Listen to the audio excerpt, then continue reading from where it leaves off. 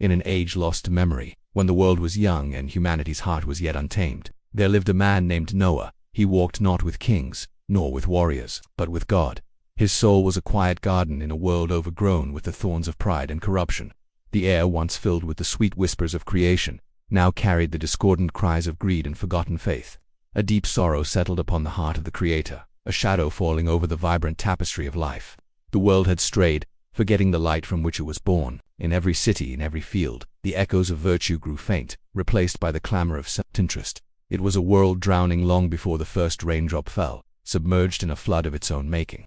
But even in this twilight, one flame still flickered. Noah, he listened when all others had gone deaf, his heart a vessel ready to be filled. One day, a voice, ancient as the stars and gentle as the dawn, spoke to him. It was a voice that resonated not in his ears, but in the very core of his being. "The end of all flesh has come before me," the voice declared, its tone a mixture of profound sadness and unwavering resolve. "The earth is filled with violence through them. I will bring a flood of waters upon the earth to destroy all flesh in which is the breath of life from under heaven." Imagine the weight of such a prophecy, to be told that the world you know, every mountain, every river, every face, is destined for oblivion. Fear could have easily taken root, paralyzing him with despair. Yet, Noah's faith was an anchor in this storm of revelation. The voice continued, offering not just a warning but a covenant of hope. "But with you I will establish my covenant. Make yourself an ark of gopher wood. You shall make the ark with rooms, and shall cover it inside and out with pitch. An ark, a vessel of salvation in a world condemned." The command was monumental, a task so immense it bordered on the impossible. He was to build a ship on dry land, far from any sea, a colossal structure whose purpose would be ridiculed by all who saw it. He was to build for a reign that had never been seen, for a flood of unimaginable scale. The world around him laughed. They called him a fool, a madman chasing a phantom command. "Look at the old man," they would jeer, building a boat for a desert day after day. Noah and his sons, Shem, Ham, and Japheth, toiled under the sun. The rhythmic sound of hammers and saws became their prayer, a symphony of obedience. Each plank of wood was a testament to their trust, each layer of pitch a seal of their commitment. They worked not with the certainty of sight, but with the conviction of a promise. Their hands grew calloused, their bodies weary, but their spirits remained steadfast. They were building more than a ship. They were constructing a monument to faith. As the great ark neared completion, a new, even stranger instruction came.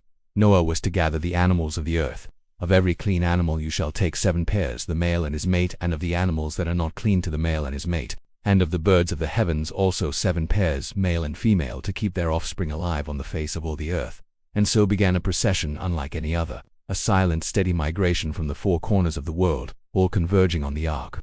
Lions walked alongside lambs, wolves beside sheep, their wild instincts subdued by a divine truce. They came in pairs, a living, breathing testament to the Creator's desire to preserve life. It was a parade of creation, a final, beautiful gathering before the Great Reset. The scoffers fell silent, their mockery turning to stunned disbelief. What they had dismissed as madness was now unfolding before their eyes as a breathtaking miracle. Finally, the day came. Noah, his family, and the animals were all inside. The vast door, a feat of engineering in itself, was sealed shut, not from the inside by Noah's hand, but from the outside, by a force unseen. They were enclosed in a world of wood and pitch, a floating sanctuary adrift in a sea of uncertainty. They had only the promise, a whispered word of hope, to cling to in the impending darkness. Then, for 7 days, there was silence, an eerie, heavy quiet. The world outside held its breath, suspended between disbelief and dread. On the 8th day, the sky, once a brilliant canvas of blue, began to weep. It started with a single drop, then another, and another. Soon it was a drizzle, then a downpour, until the heavens opened completely. But the water did not only come from above. The fountains of the great deep burst forth, the earth itself seeming to unravel as water surged from below. The water rose with relentless fury. It swallowed the fields, then the villages, then the cities. It climbed the hills and consumed the mountains. The laughter of the scornful turned to cries of terror, but it was too late. The ark, once an object of ridicule, began to lift. It floated a lone vessel of life on a planet being washed clean. Inside, there was darkness, the rocking of the waves, and the sounds of the animal kingdom.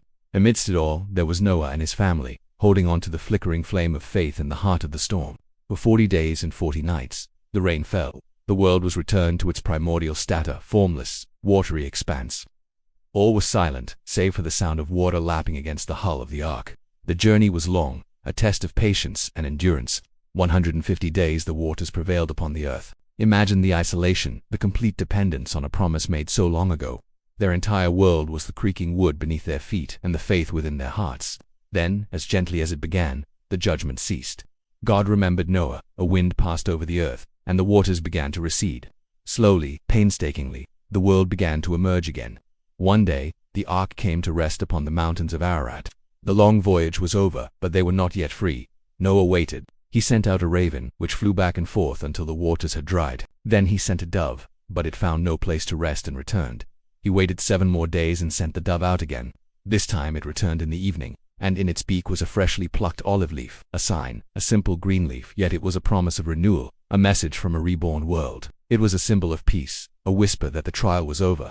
After waiting another 7 days, Noah sent the dove out once more, and this time, it did not return. The earth was ready. When Noah and his family finally emerged from the ark, they stepped into a world washed clean, silent and new. The air was pure, the sky brilliant. The first thing Noah did was build an altar. He did not build a house, or plant a field. He built an altar to offer thanks, a gesture of profound gratitude for the salvation he had been granted. And as the smoke from the offering ascended, a magnificent arc of color appeared in the sky, the first rainbow. It was a divine signature, a promise from God to all of humanity, for all time. "I have set my rainbow in the cloud," the voice declared, "and it shall be a sign of the covenant between me and the earth. Never again shall the waters become a flood to destroy all flesh." The story of Noah is more than an ancient tale of a great flood. It is a story about the enduring power of faith in a world that has lost its way. It is a reminder that even when we are surrounded by the rising waters of doubt, chaos, and despair, there is always hope. Noah's ark was not just a ship of wood, but a vessel of trust, built on the foundation of a single promise. In our own lives, we all face flood storms of loss, of uncertainty, of fear. We are all called to build our own arks, to nurture a faith that can withstand the tempests. The olive leaf reminds us that even after the most devastating storms, life finds a way. New beginnings are possible. And the rainbow stands as an eternal promise that light will always follow the darkness, and that no matter how far we may stray, the path to redemption is never truly lost. For just as the world was reborn from the waters, so too can our spirits be renewed, washed clean, and given a new beginning. Thank you for joining us on this journey. If this story resonated with you, please consider subscribing to God Story Reborn for more tales of faith and rebirth. May you find your own olive leaf of peace in the storms of life.